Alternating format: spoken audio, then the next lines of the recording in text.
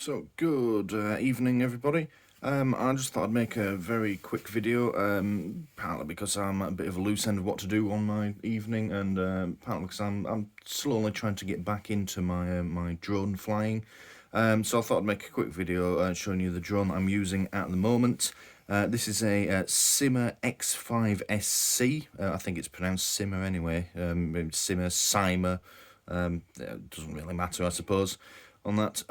This was a Christmas present going back probably about 6-7 years ago now that I got this. When I first got it, I did used to fly it quite a lot. I became a reasonably competent pilot with it. Unfortunately, during a house move, it got put away and it hasn't been out in the better part of 5 or 6 years now. I've been saying to myself recently that I am going to try and get back into my drone flying. Today I finally got it up and running. I managed to charge all the batteries that I have for it and had it flying around the house and in the garden. I am way out of practice. I fly this thing like it's my first day actually ever touching a drone, so I think before you see any more videos on the channel, I'm going to have to do a lot more practice with it. Also, it doesn't seem to be recording properly, but that might be my problem. Might be my fault rather than anything else. So this is the drone. It is a budget drone. I don't have the money for your big expensive ones, but this does me, really, at least for now. If I get a bit deeper into the hobby, I might look to get a different one. So this is the drone itself. As you can see, it's a fairly standard quadcopter design to it. On the underside, you have the camera. It's not much. They call it HD. It's about as good as a 5 to 7 year old smartphone camera. It does the job for the price. I mean, you can buy these for about £50 brand new, probably less now, because they're an older model. So yeah, you've got the camera in the front, takes video as well as still images, if you like. You've got the lights on the bottom, the red and the green. If you're flying it at night, say, they can help you see it. They are surprisingly bright. They flash when the battery's getting low as well. And being different colours, they give you an idea of which way it's facing if you are flying at night. On that, landing legs or skids or whatever you want to call them, landing gear, they're nice and flexible. I've crashed this a good few times, and the most I managed to do was pop one of the lugs out. All I did was unscrew it and refit it. Yeah, it had some pretty bad crashes on it, and these stay intact. And you get these guards as well. These three things are removable. You can see just under there, there's a little screw. You can pull them off. The camera is removable as well. If you're trying to save on battery power, if you're not too interested in taking pictures. I have heard it said, although I haven't tried it yet, that by removing the guards, the skids and the camera, it makes a big difference to the way this flies. I'll be honest, it does struggle in the wind. There was a light breeze in the garden today, and if it was blowing against the drone, you would just lose altitude even on full throttle, if you want to call it that. So yeah, it is quite susceptible to wind, but it's a cheap drone. But yeah, it's good fun. It has two modes on it, high and low speed mode. If you have it on high speed mode, you can get a real lick on if you've got a big open space, and it will go really quite high up as well before you lose connection to the controller. Certainly high enough that you can't actually see it, so that's one thing. But yeah, that is the basic drone. As you can probably tell by the way I'm handling it, it's very lightweight. But yeah, it's good fun. Just goes to show, and I do this with a lot of my hobbies, you don't have to spend a lot of money to have good fun with it. Not everything is about the most expensive kit. So also with it, I'll tell you what you get in the box. I bought the hard case for this separately, shortly after getting it. You get just about everything else that's in here in the box if you buy one of these, bar the extra batteries and the charger, which I'll talk about in a second. But you don't really get anything to carry it in, so I bought this. It was just an eBay job. You can get more expensive ones, but really, why do you need anything? It does the job, it protects it, you can get all your gear in. So in here, instructions. For some reason I got 3 copies of the instruction book, no idea why, But yeah, they're all three are identical. I should really have thrown the other two away. But you get quite clear instructions on how to fly this thing. It has two modes, a standard mode and a headless mode. I'd say the headless mode works better for amateur flying if you're new to it until you get used to it. That's what I've been using today. The headless mode does make it a lot easier to fly. But that shows you how to set it up, details all the controls. Quite handy to look through that because you're trying to figure all the buttons out on your own. You're bound to miss something. You'll have a much better experience if you know what you're doing going in. This here, I'll pull this out of here, is the standard battery that you get with it. It comes with one battery, so not much to it really. Plugs into a little compartment on the underside. If I show you in here, it's on what would be the back of the drone. You pop that out. The wire is where you plug it in. You just slot the battery in there, plug it in, and away you go. Like I say, it comes with one battery. It lasts 5-10 minutes, depending on how you're flying it. So on it, but only having one, naturally you're going to spend more time charging it. So I did buy 4 of these. As you can see, if I hold these up next to each other, the ones that I bought online are about twice the size of them. They're slightly wider. Does make them a little harder to fit into that battery compartment. I've got to force them in. But yeah, they last a bit longer. So, and having multiple of them gets you a lot more flying time. But yeah, those I bought separately. I did get 4 of them. One of them's on charge at the moment. You get one as standard.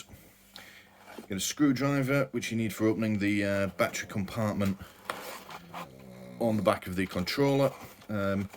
It's the same screwdriver if you want to take any part of the drone apart. On that, if you want to remove anything or if you need to do any repairs. So that's quite a handy tool to have. It's just a cheap standard crosshead screwdriver, but it's good that they include it. It's quite useful. You get the charger. You can do one battery at a time as standard. Makes sense, they only supply you with one battery. What did come with the 4 that I bought was a USB one that can charge 4 batteries at once. If I'm honest though, it's not very good. You plug them in, if you move it slightly they just drop out. To the batteries, so for what it's worth, I normally just charge them one at a time. You can charge all 4 one at a time in no time at all, really. On that, also included with it, you do get a set of replacement blades or propellers or whatever you want to call them. I haven't used these yet; these are still brand new. If I show you the blades that are currently on it, as you can see there's a few grass marks. I don't know if it's going to come out on the video. There is a tiny chip on one of these, just because it's been crashed into so much. Hit a tree branch today with it. Also hit a light fitting when I was flying it inside the house. Good job with the other half didn't see. But yeah. But other than that, they've been incredibly durable. It is a really tough bit of kit, is this. I've dropped it from its maximum altitude straight onto the ground. It just bounced, and then I just reset it and flew it again. Like I say, it's flown into all manner of objects. And yeah, a lot of the time, all you have to do is pick it up, put it back down flat, and then it resets itself, and you just fly it off again. So yeah, it's a really good bit of kit. Controller. So looks complicated. It's not really. All you do, you turn it on.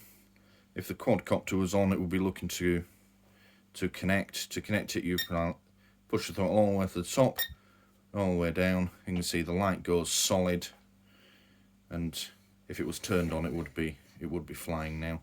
That's the throttle up and down. So when the batteries are new, you need barely 25% and the thing will fly straight up in the air. So as the battery runs down, you'll find you need more and more and more.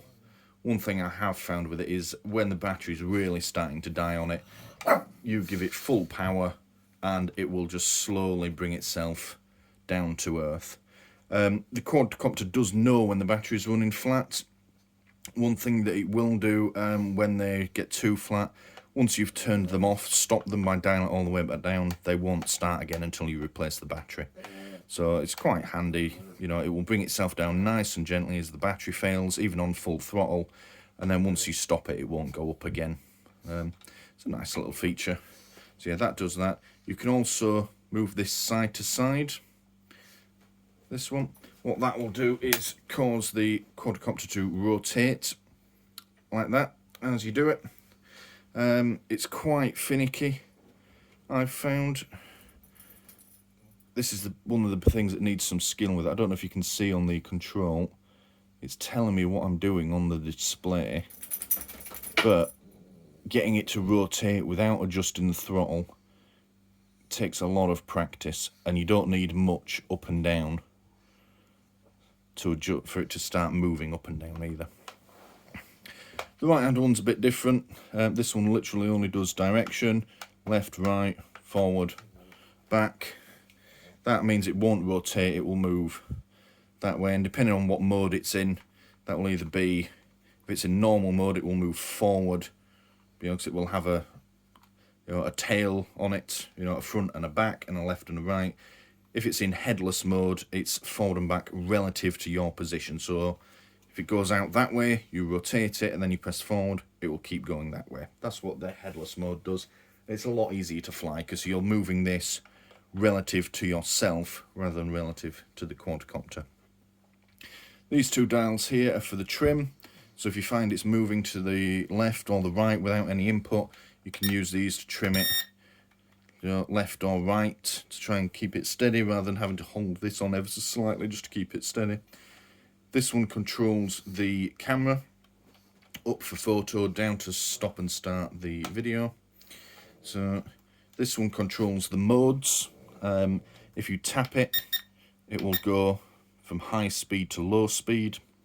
And if you hold it, it changes it from normal mode to headless flight mode on it. And this one does the loop the loops, or flips, that it can do.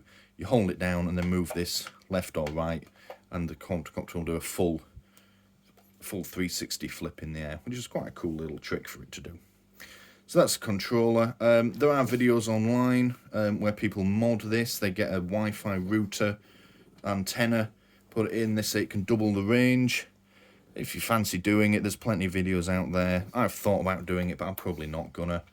If once you can fly this thing far enough away from yourself that you can barely see it, and if you're going straight up in the sky, you're never gonna see it. It just becomes a speck. So yeah, you can fly it far enough away that you can't even see it anyway. So why would you want it to go even further? So that's the controller. So with it, let's say you get the batteries, the controllers.